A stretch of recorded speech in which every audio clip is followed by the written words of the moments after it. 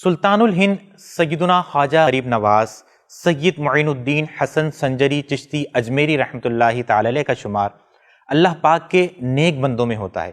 آپ رحمۃ اللہ تعالی علیہ 6 صدی ہجری میں ہند تشریف لائے اور عظیم الشان روحانی اور سماجی انقلاب کا باعث بنے۔ آئیے خواجہ غریب نواز رحمۃ اللہ تعالی علیہ کی زندگی کے حسین پہلوؤں کے متعلق ہم کچھ سنتے ہیں۔ آپ رحمۃ اللہ تعالی علیہ 537 سنہ ہجری بمطابق 1142 عیسوی میں سجستان یا سیستان کے علاقے سنجر میں پیدا ہوئے۔ آپ رحمۃ اللہ تعالی علیہ کا نام حسن ہے، جبکہ والدین کی طرف سے آپ رحمۃ اللہ تعالی علیہ حسنی اور حسینی سید ہیں۔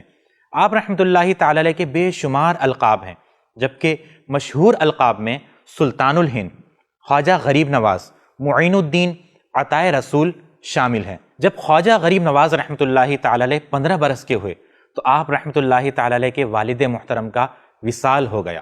وراثت میں خواجہ غریب نواز رحمۃ اللہ تعالی علیہ کو ایک باغ اور 5 چکی ملی۔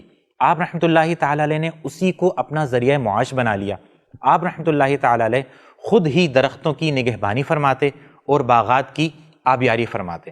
آپ رحمۃ اللہ تعالی علیہ نے 15 برس کی عمر میں علم دین حاصل کرنے کے لیے سفر اختیار فرمایا اور تقریباً 5 سال آپ رحمۃ اللہ تعالی علیہ بخارا اور سمرقند میں مقیم رہے۔ اس عرصے میں علوم ظاہری کی تکمیل تو ہو چکی تھی، لیکن جس تڑپ کی وجہ سے خواجہ غریب نواز رحمۃ اللہ تعالی علیہ نے اپنے گھر بار کو خیرباد کہا، اس کی تسکین ابھی باقی تھی۔ چنانچہ مرشد کامل کی تلاش میں آپ رحمۃ اللہ تعالی علیہ نے بخارا سے حجاز کا سفر اختیار کیا۔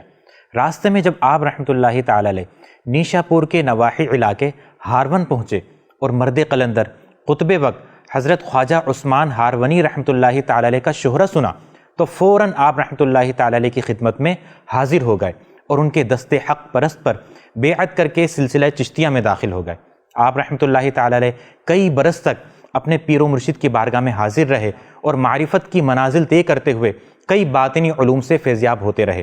خود خواجہ غریب نواز رحمۃ اللہ تعالی علیہ کے مرشد کریم خواجہ عثمان ہارونی رحمۃ اللہ تعالی علیہ نے فرمایا کہ ہمارا معین الدین اللہ پاک کا محبوب ہے، ہمیں اپنے مرید پر فخر ہے۔ خواجہ غریب نواز رحمۃ اللہ تعالی علیہ کی کچھ تصانیف بھی ہیں، جن میں انیس الارواح، رسالہ تصوف، کشف الاسرار، گنج الاسرار وغیرہ بھی شامل ہیں۔